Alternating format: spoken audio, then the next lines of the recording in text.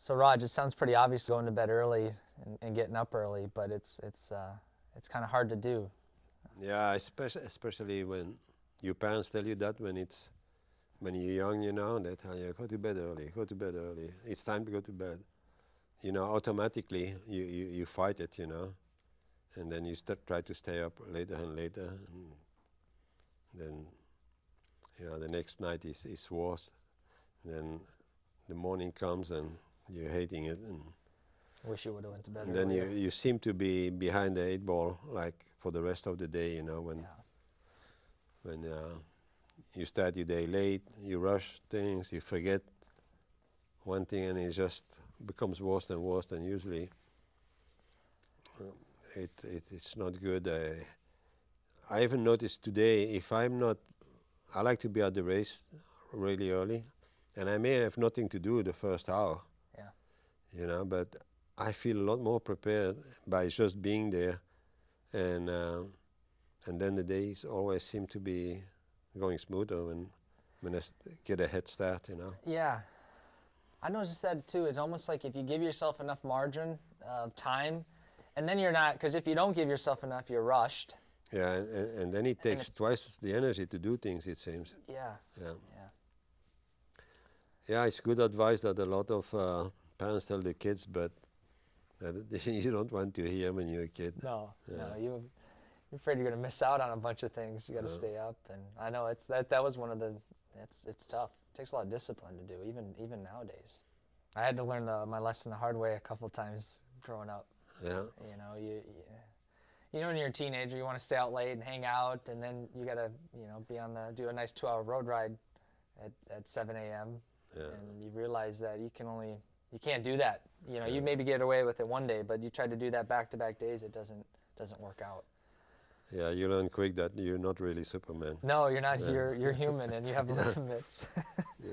Yeah, I agree. So going to bed early and getting up early obviously requires discipline, but what other areas of your life requires discipline? There's many areas, especially as a racer on the track. If you're not disciplined, for example, you have a bad start and you're catching up. You need to know what's realistic, how fast you can go, how fast you can overtake, and where, and all that. And you may be tempting to pass a guy where there is no room or something like that. You have to have patience, and a certain amount of patience, and that is discipline also. Also, if you're in the lead and you feel like, man, I feel good today, you can go, you're going faster and faster, and it would be cool if I could win here by 30 seconds or so. Mm-hmm. But then the chances there that you blow up or that you overcome it on your pace, and then you hit the wall before the end of the race. Yeah. And then they ended up catching you and passing you. And everything there's a certain amount of discipline that you need to respect, and it's the same thing for preparation.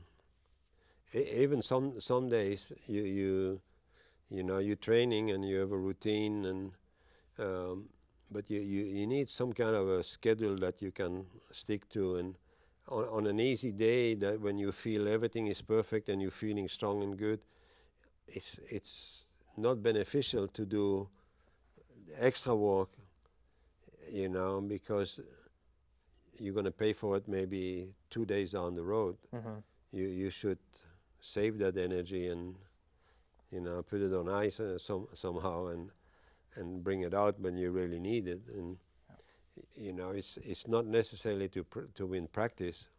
What counts is win the main event when the points and the prize are there. Yeah. When everything goes well, it's easy to get cocky and I'm gonna kill him today, and and really shout him who his boss. Yeah, it's almost like your pride and you get overly confident. You can go too far in that direction. So everything is kind of, to win championships. It requires discipline in your preparation, in how you do your practice, the amount of practice, or you even though you celebrate after a win, because the chances that next week you have to race again against the same guys, and it was a typical consequence from going to bed late and not doing, not staying on a good schedule. There's many consequences and negative effects it can have too. I mean, from thinking about going to bed early, one, you got to recover from the day you had, training, get to bed early, but then also preparing yourself for the day to come. I think we can all account for with lack of sleep, lack of rest, you get irritable. Your attitude starts to go backwards. You kind of you lack patience. I think even in studies, it's showing like rest we need it.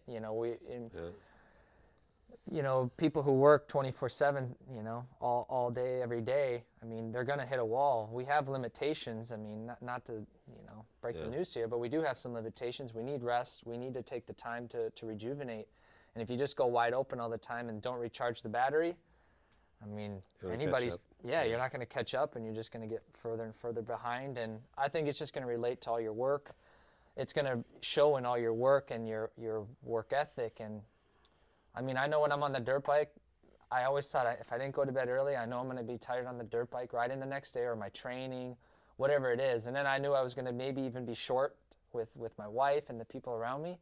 But if I went to bed early, I wanted to know when I did all my training and everything that it was going to be effective and 100%. And of course, you're going to have your ups and downs, but don't let it be because you just, not getting enough sleep. Yeah.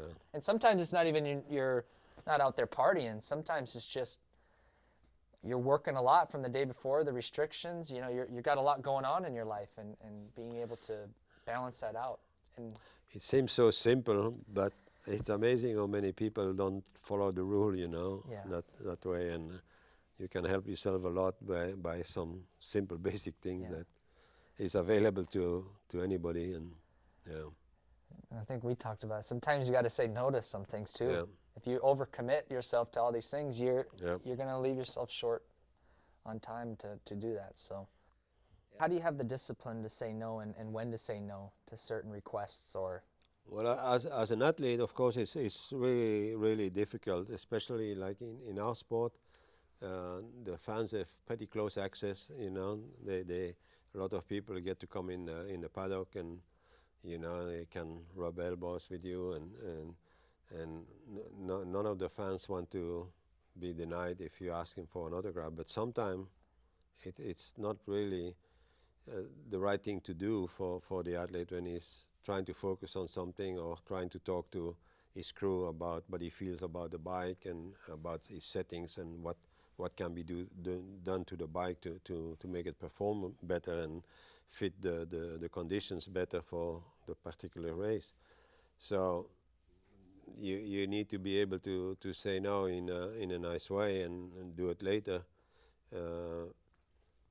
But it requires some patience and some tact, and that's very difficult to do, especially if you come from the track and you just had a bad practice, a bad qualifying, and you're trying to sort out in your mind what is it that you're feeling on the bike that is not right, and your crew wants to know right away, because they need the time to think about it and make the chances necessary. So there's a lot of pressure, and you cannot always make every fan happy. But I think in the long run, if you have some patience and show that you're not too good for them, and that you're willing to listen and take a picture with them and all that, when your job is done, I think in the long run they will understand and accept it. Mm-hmm. Of course, there's always the exception. The guy that has been drinking too much and wants an autograph for his kid, and he's like, all of a sudden he gets braver and braver, and, but that's something that we're going to have to live with. And somehow an athlete, there is sometimes that he needs to be somewhat selfish, and that's the only way you're going to be able to do your job to to the best of your ability, and you know, the fans will have to accept that, but the athlete should, when the time is there, he should show willingness, I feel, to show some, you know, some goodwill to the Some appreciation. fan. When those times present itself. Yeah. I know there's some people that have no patience at all, and of course they think that the most important thing in the world at that moment is you signing an autograph for them and or taking a picture. The typical one is like, hey, take a picture with me, let's take a selfie, and then he takes his phone and it doesn't work, he cannot start it, then he has to ask for his girlfriend or his wife or to make it work, and you're waiting, and Yeah. I'm sure you've had plenty of those also. Oh yeah. It's like you want to make everybody happy, but you just can't. It's hard to in those positions. It's hard to. And there's both extremes. Some fans are so super nice and they will wait there for hours to talk to you or to say hello or take a picture or get something signed. So you feel really bad for those people. As a professional athlete, what do you say now to fans that want something from you, or autograph or picture? Well, it's definitely hard, especially kind of just to add to like what you were saying. I mean, especially on race day, I really will say I tried my best away from the track. If it was away from race day, to give my time to people. If it was autograph sessions, we usually signed an hour on Friday night before. So I'd really make sure I made the most of those, and I make sure I looked everybody in the eye. I wanted to make sure I did a good job of, thanking them for coming to the signing and all that. I appreciate it, but race day was always such a tough balance, and I battled a lot of guilt early on in my career. I could tell that. I could see it.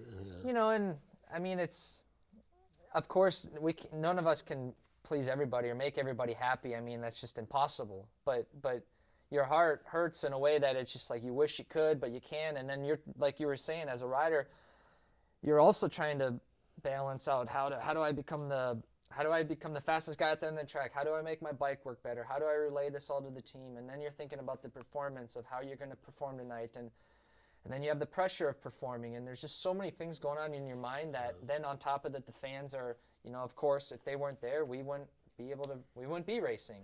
But we always had our little moments, and I've tried to really give my time to those moments that I had the time to do it.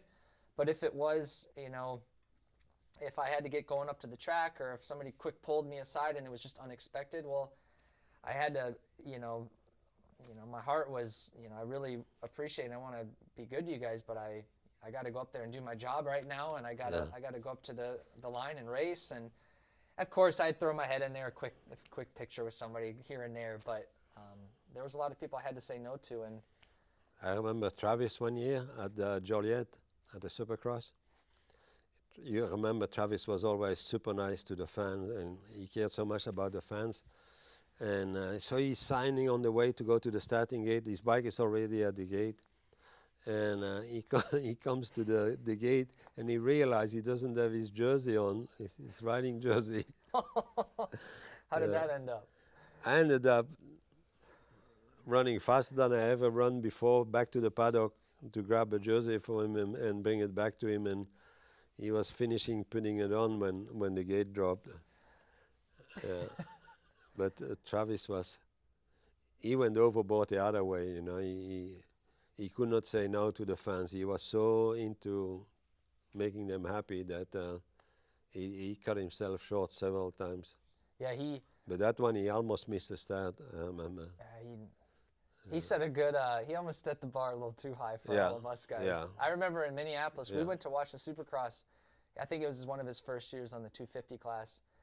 The guy was just down on the track, and we're getting ready to leave the stadium, and we look over to our left, and there's Travis sitting in the stands with his feet over the chairs ahead of him, and he's spread out like he's just exhausted from the race, and he's signing everybody's hats. And so we ran over there, but it was like, he would stay until the last person left. Yeah, he was committed. Yeah. So what's the big takeaway from our advice of going to bed early and getting up early? Man, it's another step, like the things we have been talking about, and do all the little things, even the things that don't seem super important. When you're young, you say, if I stay up one day late, it's not going to hurt me this weekend. Mm-hmm. But it all accumulates, and it's little things, little bit here, little bit there, and all these little things that you do makes for the end result, or the end result is going to come out. Mm-hmm. And Owen, for your mind to be strong on the day you have to perform is when you know you've done everything right that you could do during the week, it makes you that much stronger on the weekend. And even let's say that it didn't make a difference, that one particular thing, if you believe, then it's going to make a difference. And if you don't perform right, you're going to go back there and say, yeah, man, I screwed up, I was feeling tired earlier in the race than I normally do, or that must be the reason. And then you start doubting yourself, and, pretty soon instead of winning, you end up off the podium. Yeah, fall short. Yeah. What is the big takeaway from going to bed early and live a good schedule? I think just like you said it, to add to it, it's you wouldn't show up on the gate without riding or being prepared. Give yourself a chance. You give yourself the best possible chance to be your best you. And get rested, get up early, and I, like you were saying, taking care of those little things. And I remember hearing a quote of, you take care of the little things, and the big things will take care of themselves. You know. And it's all those little details that it's not that they did all these big things great. They did all the little things great that added up to be great things. And that goes with winning races or winning championships or winning in life. Being your greatest in life. I would have to say the same.